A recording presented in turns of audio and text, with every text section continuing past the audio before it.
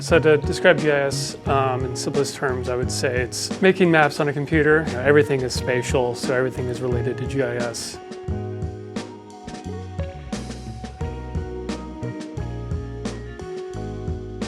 WTD needs GIS because it's an easy way for us to see how all of the system flows together visually. When a project gets put into the ground, it's got a lot of information on that. You see an engineering plan and it's got pipe material, pipe type, pipe size, slope, flow. Well, that's the same type of data that we collect and we put on those maps.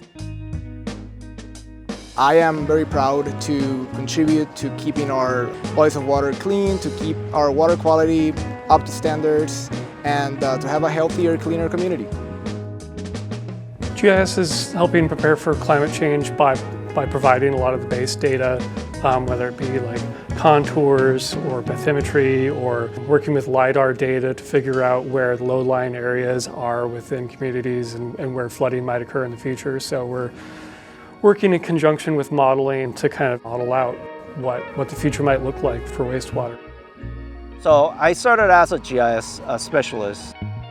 And so when the drone technology came on board, I thought that would be a natural progression. So the wastewater has adapted. We were the first in the whole King County. I think this is a great thing for GIS and the type of work that we do. We can get better imagery.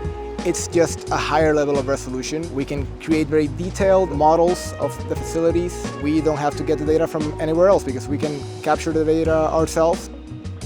I feel like I am providing the information to other people in WTD that are actually in the field and taking actions to do these things more directly.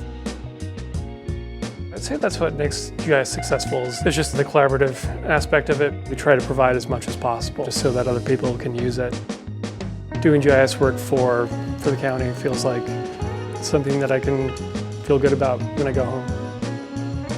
You always hear people say, you're not working if you enjoy what you do, and I feel like that's where I fit. I absolutely take pride in what I do.